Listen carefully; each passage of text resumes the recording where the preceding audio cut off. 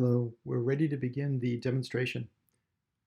What I want to demonstrate today is how to enter income and expenses for self-employed individuals. I'm going to show three types of compensation, three types of income. We'll show the input for a 1099 NEC, a 1099K, and cash. So to start, we're in tax layer. I look for my client who I've already entered the basic information for. We're going to do Mary Smith. Here is the return. It's a joint return with her husband Walter. We're going to go over to the federal section to report federal income. Income opens up. We can enter a 1099 NEC here, Schedule C or K.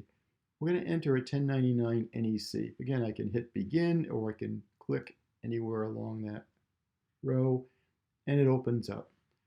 1099 NEC input form, it's Mary Smith's. Who's the payer? Well, on that NEC, 1099 NEC, it said it was Jane's Cafe. And the address which is required is 35 West Elm Street. It's in Plymouth, so we'll key in Plymouth. Now, the payer's identification, it's on the form. It's 1, 2, 2, 3, 4, 5, 6, 7. And there's the payer's information, Mary Smith's recipient information. Her address is here. She had an account number that was on the form, but we're just going to key in the non-employee compensation, which was $3,200. No federal income tax withheld. We would put that here if it were. And we'll say continue. It comes up now and says, is this business income or farm income? Well, we know it's business income.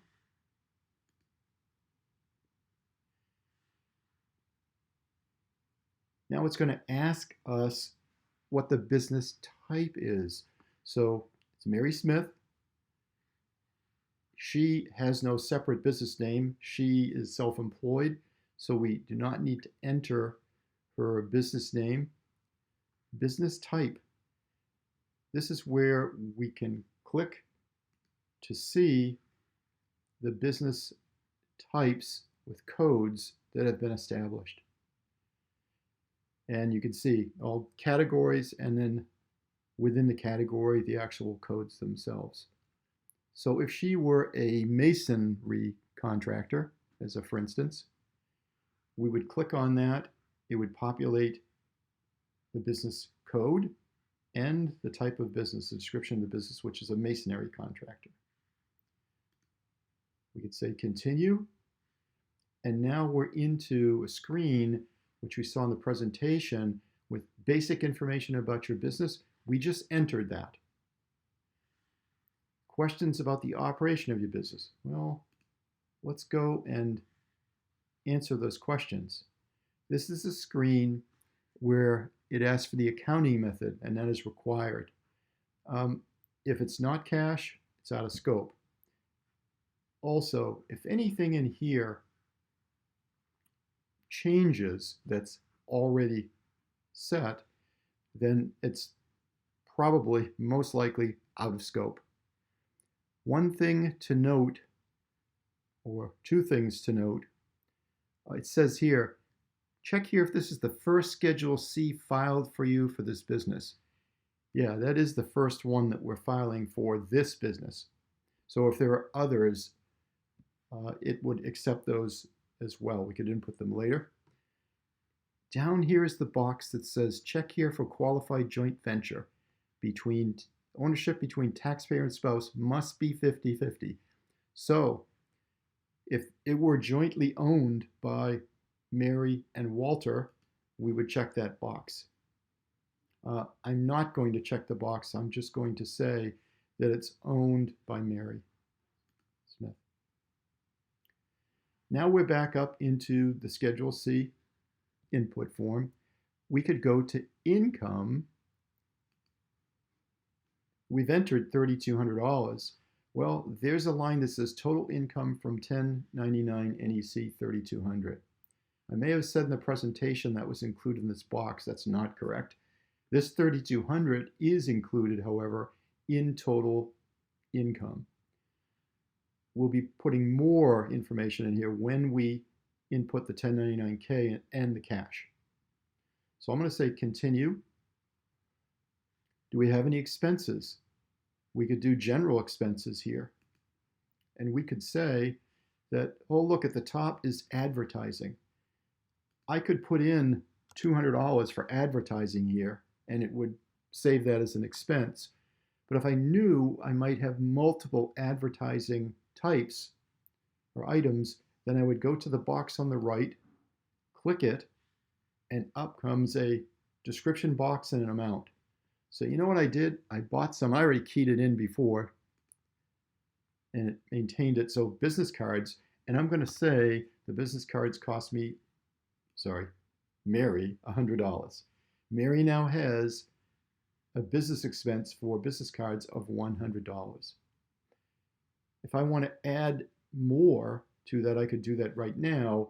If I just said continue and then back out, I would be back to the main input form, and there's the $100 for advertising. Again, if she bought some signs, she could go back in, add another expense. I think I put signs in before, and if it was $300, she would enter the $300, or we would, and now she has two expenses, $100 and $300 in advertising. Here's where health insurance, she could, if she had $3,000 in health insurance costs, she could enter that here.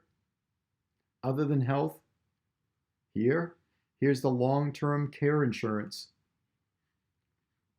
and so on. Office expense. She could enter in any type of office expense. Same thing. Click on the box, opens up an expense. She could put in whatever she would prefer, whatever she legitimately can claim. Let me go back. Oh, apologize.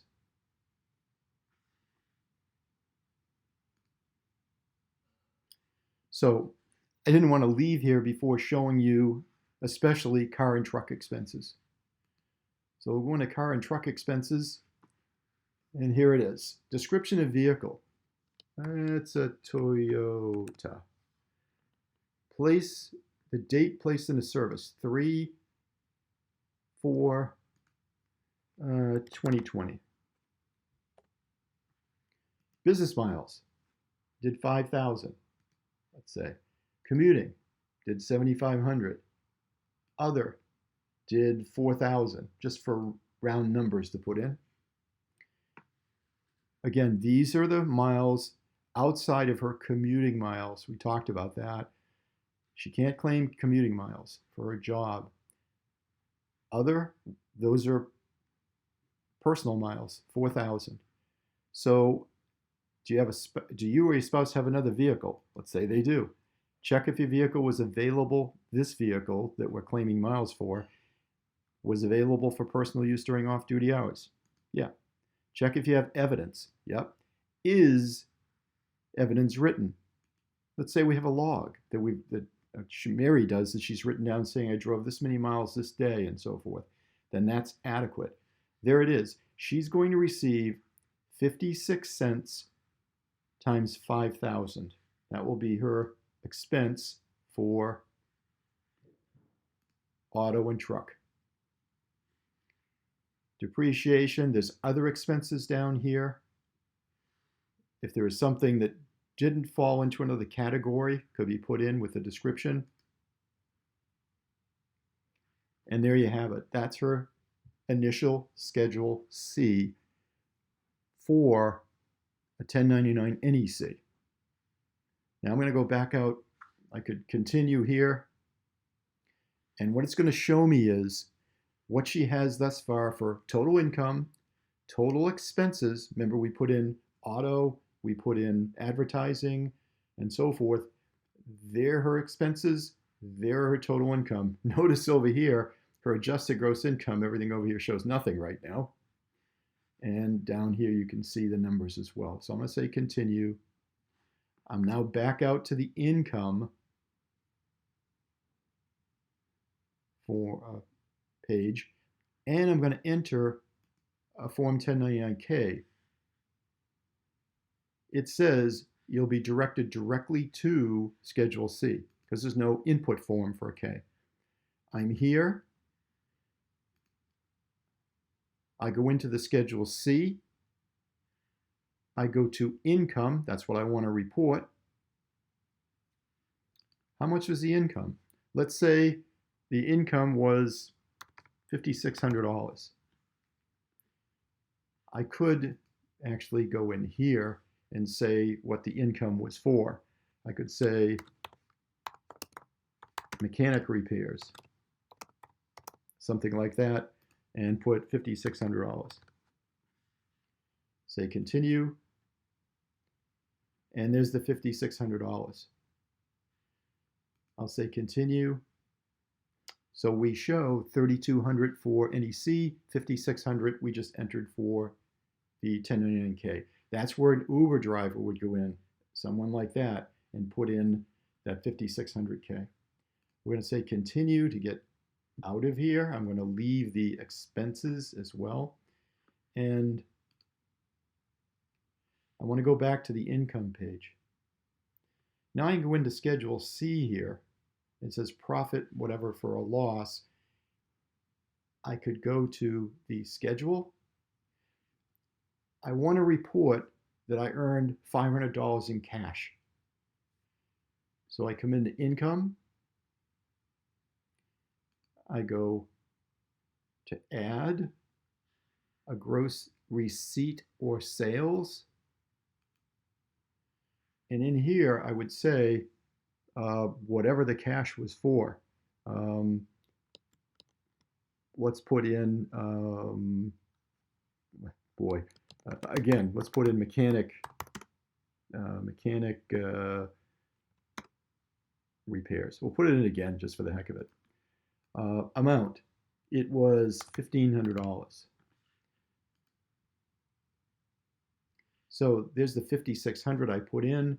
There's the $1,500 I put in. I say continue. It's now showing me my total income for the 1099-K. The cash is this. It's this for the 1099 NEC.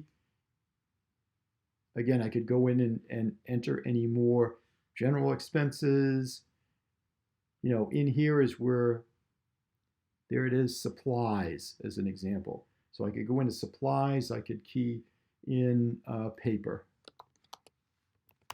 And I spent, or she spent, sorry, $200 on paper. And that's where it's reported.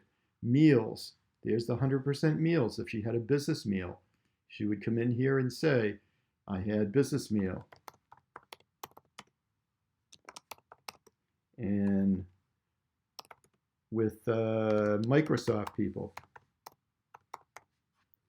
how much? I'm going to put in, well, let's just put in $50.